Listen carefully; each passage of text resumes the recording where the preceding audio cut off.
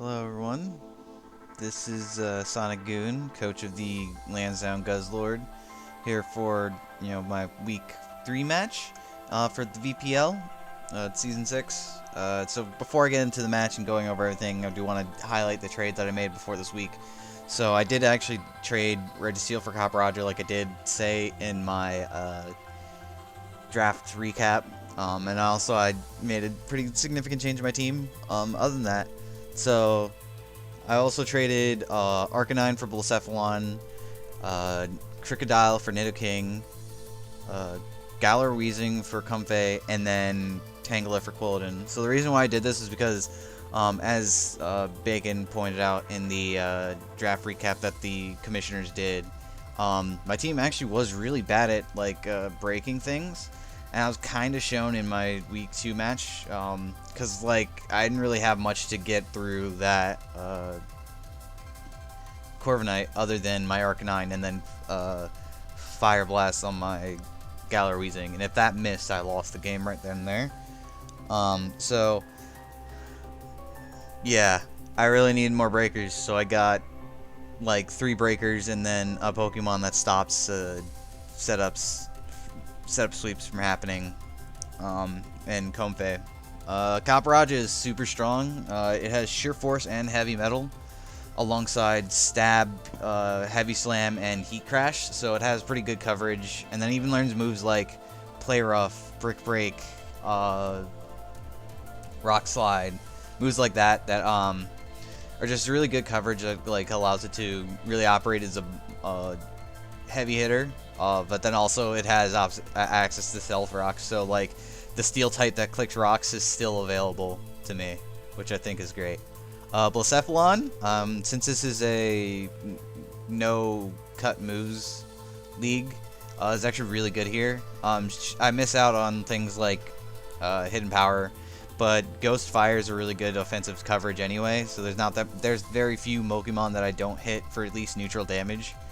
And it doesn't have to worry about pursuit, so if I'm in a bad situation, I just have to switch, and I have a Slowbro that will gladly take every single hit that my team needs to take, because that thing is a tank. So yeah, Blacephalon is great here. Nidoking, you know what this thing does. It's been doing the same thing since Sheer Force was introduced. It's still a threat. It's Nidoking. Yeah. And Comfey, I already said, it shuts down setup. And then Quilladin was actually something I didn't know about until actually Zero told me about this. But this mon's actually really, it's like budget Tangela, which is already a budget grass type. But it actually is surprisingly bulky with an Eviolite, and it has access to pretty good moves as well as spikes. So I actually do have every hazard except for Sticky Web, which I don't really care about because Sticky Web's overrated anyway. But having Spikes access is really nice, just in general, especially since Quilladin is going to be able to take all those nice hits. And also its ability Bulletproof, just allowing it to be immune to certain moves is just really great, like Sludge Bomb, Shadow Ball, and I think Fire Blast maybe? I don't know. It's not a ball, but you get with any move that's a ball, it doesn't work against it. So yeah. To get right into my actual opponent, my opponent this week is Eric, coach of the Diancie Dairy Queens. And his team is more terrifying than what my trades even made my team into. Landorus, Mega Mawile, and that is indeed Sheer Force Landorus Incarnate. So yeah, I have to really play around that, and then also not enable Mawile to just completely ruin my team. And then he tops it all off with Hydreigon, and I'm just like, man, this team's so amazing. And then he gets Clefable. I'm just like, man, how am I supposed to beat this? And then Amoonguss, Talonflame, Araquanid, Magneton hit him on top, and he trades Meowstic female for Meowstic male this week. And I think he also dropped Magneton or Magnezone for something else, and then he got Arachnid by dropping something else as well. So I don't remember the mons he had before then, but yeah. So yeah, his team's very, very, very threatening. Webbs actually just wins him the game here if he gets it down. If I was going for a conventional strats, so I really have to think outside the box here in order to even give myself a win.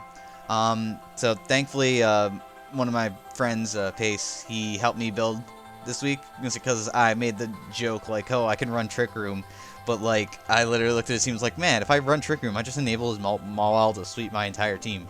But then he noticed that Trick Room Kaparaja actually does insane work against him, so that's just my entire theme. So yeah, so this entire like team is just kind of allowed Kaparaja to sit in the back and be a hidden threat. So first we have Comfey. Comfey's here literally for Hydreigon and like, because as I said, it stops setup as long as your setup isn't a Steel Fairy type.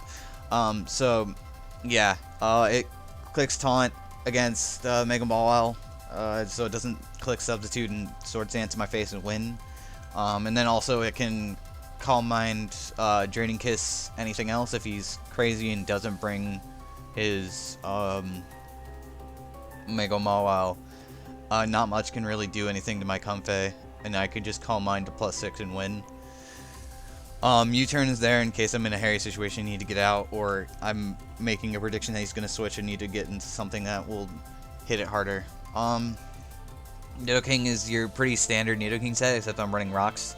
I need Rocks down in order for Kaparaja to sweep, because either it breaks Sassage or it tells me that that Mon isn't Sash, so that I can one-shot it. So that's pretty much why this is here. Just try to get, try to sneak it in, scare something out, get free Rocks down. Other than that, hit hard as a truck, because this is Nidoking. So Ice Beam for Landorus Incarnate. Sludge Wave for everything else. Earth Power for everything else, because it's Stab. You never not run these two moves as a Nidoking. Unless you're going for like a defensive set. Next is Slowbro. This is self-explanatory. You know, it's Trick Room. This is my Trick Room setter. It's what's going to enable my Kaparaja. So Toxic, Scald, Teleport, just general get things that I need whittled down just on a timer. Scald, Burn, Physical Mons, TP, so I take a hit and then get out to go into something else, and then Trick Room to enable both my Guzzlord and my Kaparaja, but mostly my Kaparaja. Then we have Torn T, which you might think is a little weird to run on a Trick Room team since it's so fast, but this is definitely meant to just try and discourage lead Araquanid, because Hurricane chunks it, and then I go into something that's faster like Nidoking and then clean it up. Defog if he gets down anything crazy, and just in general, Heat Wave for things like Mega Mawile, and yeah, U-turn whenever. Next is Guzzlord. This is actually EV to outspeed Mega Maw by 1 point. The normal like Mega Mawile sets usually run 177 speed, so this outspeeds it by 1 point, and then I OHKO it with Fire Blast. So this is just like a backup in case like he runs the normal set, and then I'm like basically out of options and have to go for this crazy ass play. So Sash just allows me to live if I have to switch this in on a play rough, and then I outspeed it and then kill it because he probably doesn't expect me to be faster than him and click a Sucker Punch. But again, that's relying on him being not knowing that I'm faster than him. And then last but certainly not least, this is the Kaparaja that my friend Pace sent to me. Heat Crash, Heavy Slam, Break, Rock Slide completely destroys his entire team. Heat Crash hits Mega Mawile, Heavy Slam hits everything else pretty much. Rock Slide hits Araquanid and Talonflame for 1-hit KO. If it hits. So yeah, this is the only risk on this thing is Rock Slide. Break is here in case Meowstic is running dual screens or something, so it can like reflect it away. So yeah. So now to get right into the match. So looking at his team, he brings about what I expected. Even the Meowstic I was kind of expecting, because Meowstic even at one point is really niche for Prankster prankster setup and prankster support in general. So I just decided, you know what, he's probably going to lead Araquanid here to set up webs. So I'm going to lead Torn, because that's what I said I was going to lead, and click Hurricane. And I miss. And then I die. That is one of the most painful turns of my entire life. Because that went from, man, I'm going to chunk this and get it down to like half HP if it's AV, or kill it if it's not. And then I get to wreak havoc on the rest of his team. Instead, the worst case scenario occurs. And then to add insult to injury, I miss Toxic. So, in previous videos I mentioned how accurate my Tornado has been up to this point. It never missed a move. It's hit every single Hurricane, even got a Hurricane Confusion in my last match.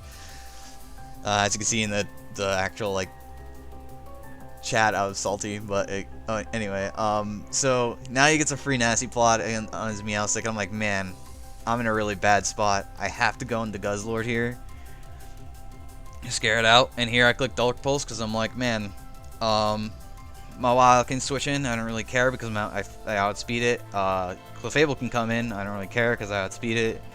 So I felt like this Dark Pulse was pretty free. Here I learned that Araquanid is actually AV, which is why he's taking these Draco Meters really well, and then he just lead slices me anyway, and like doesn't even kill me, and there goes my freaking Guzzlord, basically. So I get up rocks here, which is amazing, and I let my Nidoking die, as I'm basically forcing him to go into Slowbro and like risk the entirety of Trick Room, and I go for it, and then he goes for Nasty Plot again. And here comes Copperajah. Copperajah claims one Mon here, you know. And here he goes to Araquanid. Here I realized, I looked at my Copperajah. I'm not min-speed Copperajah. I'm actually running 31 IVs in speed because I'm an idiot, and I didn't check. And because of this, if he's min-speed Araquanid, he actually outspeeds me, because at 31 IVs Brave Nature, I am at 86 speed, and min-speed Araquanid is 80 speed.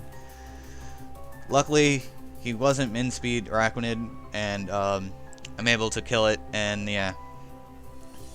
Here it's actually revealed that he is running significant bulk on his Mawile, because even max HP Mawile is guaranteed to die from this heat crash.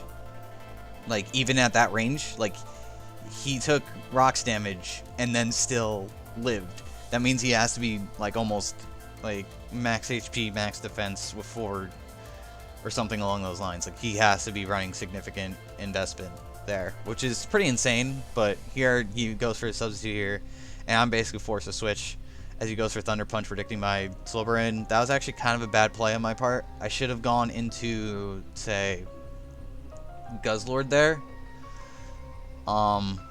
But I was super scared, and I just really needed to get this Trick Room back up. So here I just go for Trick Room, and now I know I'm faster than it, and I don't think he's running. I don't think he's running Sucker, because if usually you run like sub something Swords Dance and then Play Rough or Iron Head. So I wasn't really thinking of Sucker. And plus I already had Trick Room up, so I didn't really care if he had Sucker and killed me there. So Slowbro actually gets the kill on that. And here he just goes right into Talonflame, revealing that he is indeed heavy duty boots, but I actually outspeed. Luckily here I hit the Rock Slide again, so the 2 Rock Slides I needed to hit did hit, and this is GG's. I guarantee win from this point onwards. In fact, I don't even actually, wait, is that statement even true? Actually, no, he could have won had he stayed in with Clefable and died. And then Slowbro would have to live a hit, get Trick Room up, and then kill Landorus. But instead he just switches his Clefable out for Landorus and lets Landorus die. I think because he was scalking for sheer force and not heavy metal.